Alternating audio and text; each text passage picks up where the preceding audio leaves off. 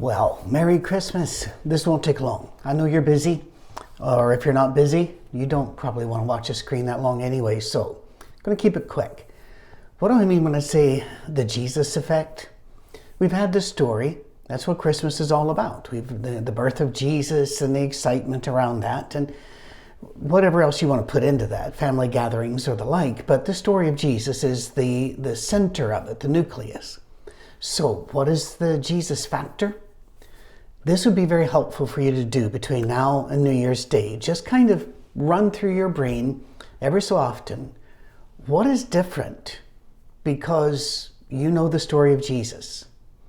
What change is in your life that Jesus has brought?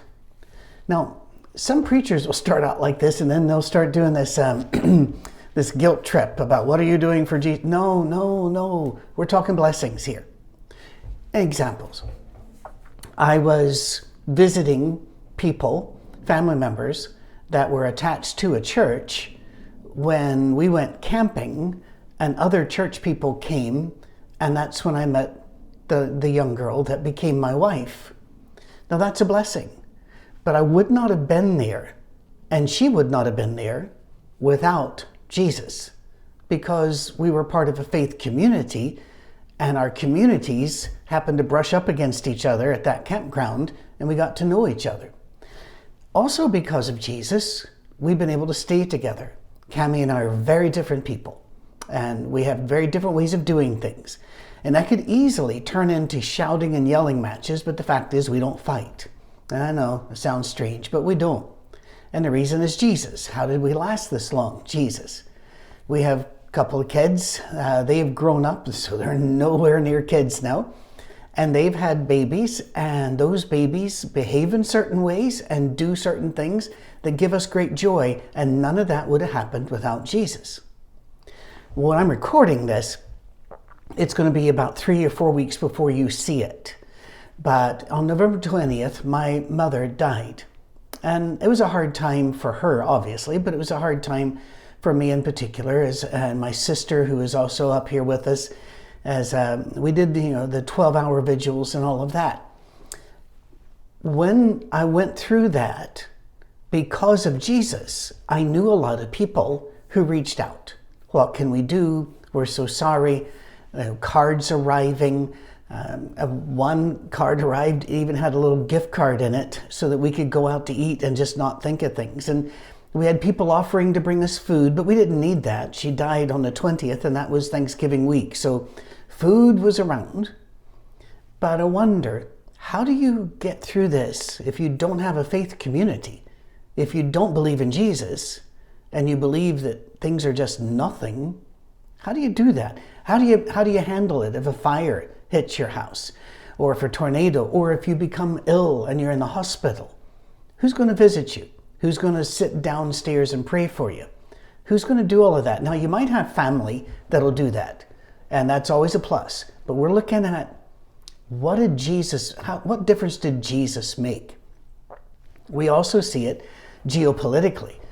Wherever Christianity goes, and I will be the first to admit it does not happen fast enough, but wherever it goes, women are given more rights, slavery ends. There's a vast amount of slavery in the world right now. In fact, I'm told, although I do not know this for certain, I have seen it in so many different NGOs' statements, that there's more slavery today than ever since humans have been around. And however they factor that, they all seem to be singing from that same page. But those areas of slavery are where Jesus is not dominant. It's either another religion or it's no religion. But where Jesus goes, things change, and for the better. We treat each other in different ways because Jesus came. The story of Christmas has changed everything. And the only places it hasn't changed are the places it hasn't reached. Maybe that's even in certain parts of our own heart. Think of the benefits that the Jesus story has already given us. I now get to live for something which is much, much bigger than me and which will outlast me. And every human being needs that. They need to be a part of something. They need to be a part of something which is greater than them and that will outlast them. And by the way, that's also why we get mobs in the street, is because people don't have another meaning. So they hear slogans, they hear one side of a very multifaceted issue, they get overexcited, and now to belong to the group, they have to say what the group is saying and do what the group is doing, and then they hit the streets. Well, that's not a positive. But where Jesus goes, there are positives. And I have peace because of Jesus. And when I don't have peace, I know where I can get peace later because of Jesus. So on this Christmas Day, think about the Jesus factor in your own life and just mull that around for the next week and see if that might adjust some of our attitudes or actions. Maybe not. Maybe it will, because wherever Jesus goes, things begin to change. Merry Christmas. We'll see you soon in the new year. And yeah, we will post on New Year's Day. Why? Well, we're not just in America. And some people's Christmas is actually in our calendar in January. And other people's New Year is not in January. So we keep our schedule regardless. You're important to us. Thank you for being a part of us. Part of our Jesus effect is you. We now know you. And I'll be traveling a lot in this new year, Lord willing, to visit a lot of folk like you. So write us. Let us know where you are so we can put you on the map. We keep that private.